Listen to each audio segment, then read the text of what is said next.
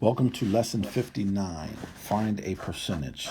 So this is where we get into the practical applications, and you might want to go back and watch some earlier videos on percentages just to get the nut and bolts into how to do the math of the thing. So we're going to get off into some practical applications. So lesson 59 of numbers operations. Here's our objective. Please read through them. Our vocabulary, please take. Okay, so take some time to read through the previous slides, pause it and read through it too before we get off into the lesson. So now, looking at our first example, um, we have a rate and we have a base. Now we're going to find a percent, which is actually going to be a number, not a percentage.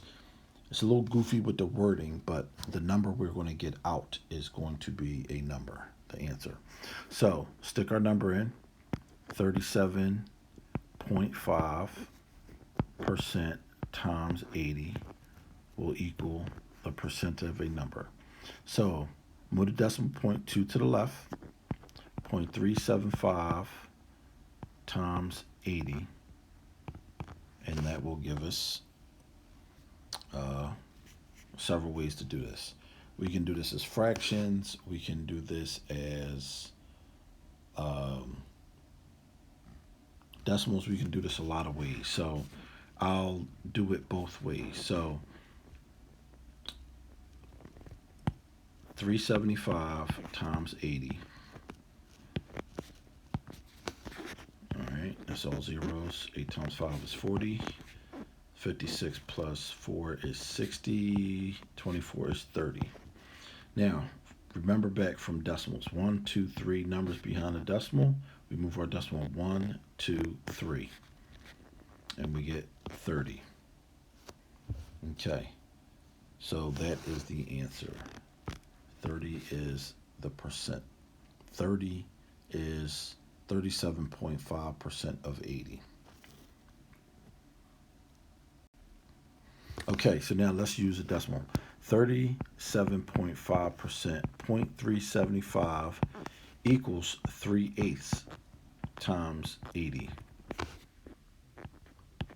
If we make 80 a rational number by putting it over 1, we can see that the 8 and the 80 cancel out. And now you get 30. Sometimes, even though people don't like working with fractions, sometimes fractions actually are easier. Um, but you got to kind of know what the fractions are as decimals. If you can recognize the decimal right away, uh, you can guess what the fraction is going to be. So that's our first example. Our second example, find 15.2% of 81 using a percent proportion.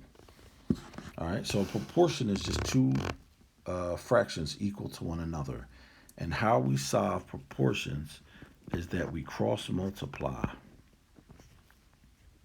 Well, we really don't need to move the 100. You just want to move everything away from the letter. We really don't need to move the 100. But so if I were to rewrite this, I would get P over 1 because I multiply by 81, and you'll see that 15.2 times 81 over 100. And so we can do the math here or on the next slide. Okay, so our second example here from the previous page. This is actually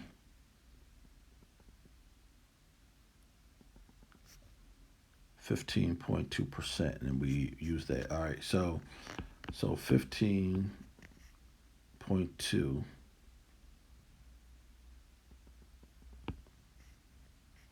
times 81 gives us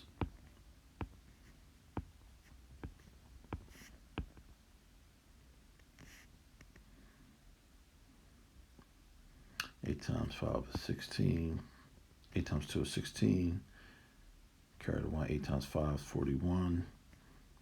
12, 2, 11, 3, 12.